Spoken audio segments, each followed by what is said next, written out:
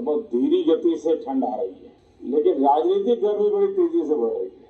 कल ही 4 राज्यों के चुनाव नतीजे आए हैं। बहुत ही उत्साहवर्धक परिणाम है। ये उनके लिए उत्साहवर्धक है जो देश के सामान्य मानवी के कल्याण के लिए कमिटेड है, जो देश के उज्जवल भविष्य के लिए समर्पित है।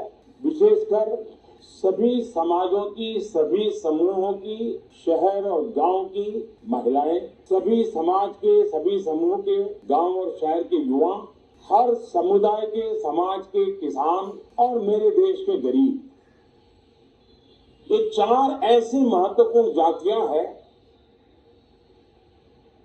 जिनका एम्पावरमेंट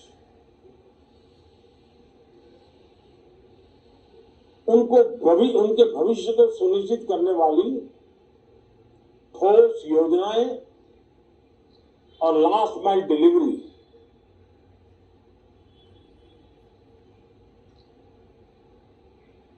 इन उसूलों को लेकर के जो चलते हैं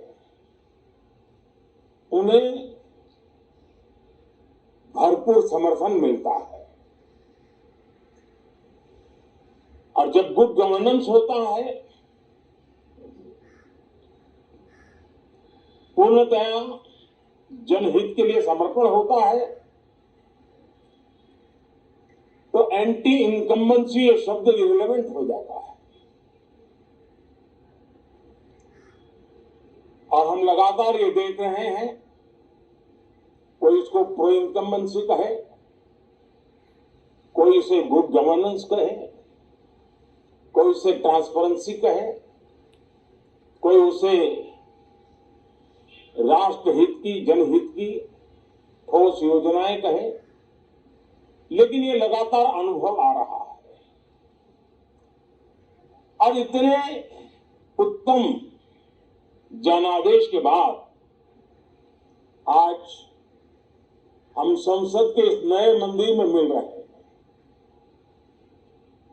इस संसद भवन के नए परिसर का उद्घाटन हुआ, तब तो एक छोटा सा सत्र था, ऐतिहासिक निर्णय हुआ था, लेकिन इस बार लंबे समय तक इस सदन में कार्य करने का अवसर मिलेगा। नया सदन है, छोटी मोटी अभी भी शायद व्यवस्थाओं में कुछ कमियां महसूस हो सकती है। जब लगातार काम चलेगा, संसदों और विजिटर्स को भी, मीडिया के लोगों को भी ध्यान में आएगा कि इसको जरा अगर ठीक कर लिया जाए तो अच्छा होगा।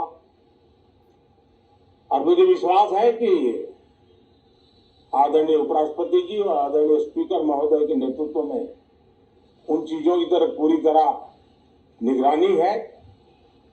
और आपसे भी मैं कहूंगा, कोई चीज ऐसी छोटी मोटी आपके ध्यान में आए तो जरूर आप ध्यान आकर्षित करना, क्योंकि ये चीजें जब बनती हैं तो आवश्यकता के अनुसार बदलाव की भी जरूरत होती है।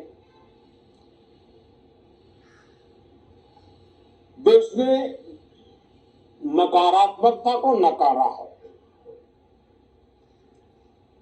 मैं लगातार सत्र के प्रारंभ में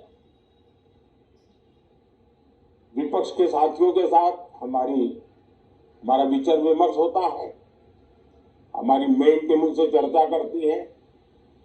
मिलकर के भी सबके सहयोग के लिए हम हमेशा प्रार्थना करते हैं, आग्रह करते हैं। इस बार भी इस प्रकार की सारी प्रक्रियाएं कर ली गई हैं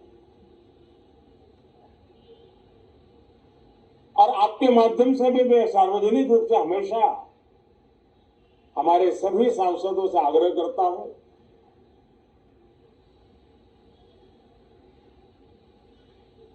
लोकतंत्र का मंदिर जन आकांक्षाओं के लिए,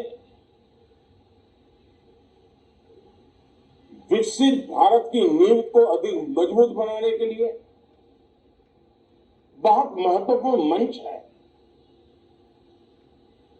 मैं सभी माननीय सांसदों से आग्रह कर रहा हूं कि वो ज्यादा से ज्यादा तैयारी करके आए,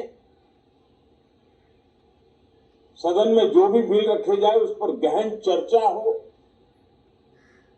उत्तम से उत्तम सुझाव आए और उन सुझावों के द्वारा, क्योंकि जब एक सांसद सुझाव देता है तो जमीनी अनुभव का उसमें बहुत ही उत्तम तत्व होता है, लेकिन अगर चर्चा ही नहीं होती है तो देश उससे मिस करता है उन चीजों को। और इसलिए मैं फिर से आग्रह करता हूं, और अगर मैं वर्तमान चुनाव नतीजों के आधार पर कहूं तो जो विपक्ष में बैठे हुए साथी हैं, ये उनके लिए गोल्डन अपॉर्चुनिटी है।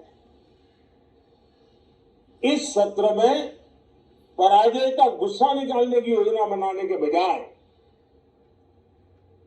इस पराजय में से सीख करके पिछले 9 साल से चलाई गई नकारात्मकता की प्रवृत्ति को छोड़ करके इस सत्र में अगर सकारात्मकता के साथ आगे बढ़ेंगे तो देश उनके तरफ देखने का दृष्टिकोण बदलेगा, उनके लिए नया द्वार खुल सकता है। और वो विपक्ष में है तो भी उनको एक अच्छी एडवाइस दे रहा हूं कि आइए सकारात्मक विचार लेकर के आइए। अगर हम 10 कदम चलते तो आप 12 कदम का फैसला लेकर के आइए। हर किसी का भविष्य उज्जवल है, निराश होने की जरूरत नहीं है, लेकिन कृपा करके बाहर के पराजय का गुस्सा सदन में मत उतारना। हताशा निराशा होगी, आपके साथियों को आपका दम दिखाने के लिए कुछ न कुछ करना भी पड़ेगा, लेकिन कम से कम लोकतंत्र के इस मंदिर को वो मंच मत बनाइए। और अभी भी मैं कहता हूं, मैं मेरे लंबे अनुभव के आधार पर कहता हूं कि थोड़ा सा अपना रुख बदलिए, विरोध के लिए विरोध का तरीका छोड़िए, देश हित में सकारात्मक चीजों का साथ दीजिए, अच्छी उसमें जो कमियां हो उसकी डिबेट कीजिए।